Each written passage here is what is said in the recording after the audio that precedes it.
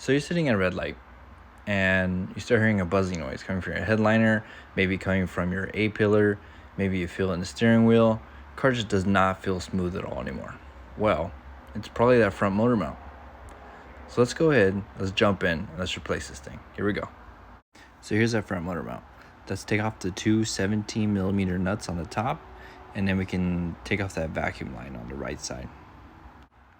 So don't lose the vacuum line bracket and loosen this 14mm bolt on the top of the motor mount. And then we're going to loosen the 4 bolts that mount the motor mount to the body. Now I'm going to use my very expensive Hot Rod Red snap-on floor jack to jack up this engine. Make sure you keep it on the corners, so you don't want to damage it.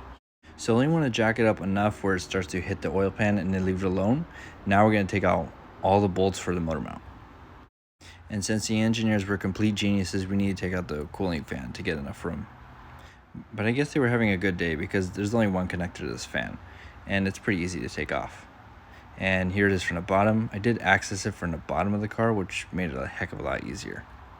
Lift the engine with the jack enough to allow you to slide the motor mount out. Be incredibly careful working next to the radiator. It is incredibly fragile and very easy to damage, and you don't want to turn this into a radiator replacement job.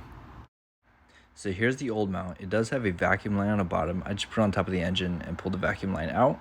You also need to take this vacuum line out of the blue bracket there. Now, whether this is your car or a customer's car or whatever, be sure to clean all this residue off so the next person doesn't mistake your new motor mount for leaking. So obviously the new motor mount is much taller than the old motor mount, so we will need to jack up the engine higher. You need to take out the 17mm on top of this motor mount on the side. So I did jack it up maybe a ½ inch to an inch more, and that allows me to slide it in. At this time, start that top 14mm and the 4 14mm that hold the motor mount to the frame. So after you have it started, make sure this top 14mm goes in by hand. Do not use tools, you don't want to strip it. Drop the jack, and then you can tighten everything up after that. And obviously put this bracket back. Now let's reroute the vacuum lines back inside of all their brackets. And after that, we'll put the cooling fan back on and make sure to plug it in from the bottom. Honestly, with any motor mount bolts, they should be started by hand. You don't want to strip those. And then go ahead and reinstall this radiator fan with these 10mm on top. Be sure the cooling fans work. Easiest way to do that is to turn the AC on max. Drive it around, make sure there's no noise. It should be nice and smooth like brand new. Alright, I hope this video helped you out.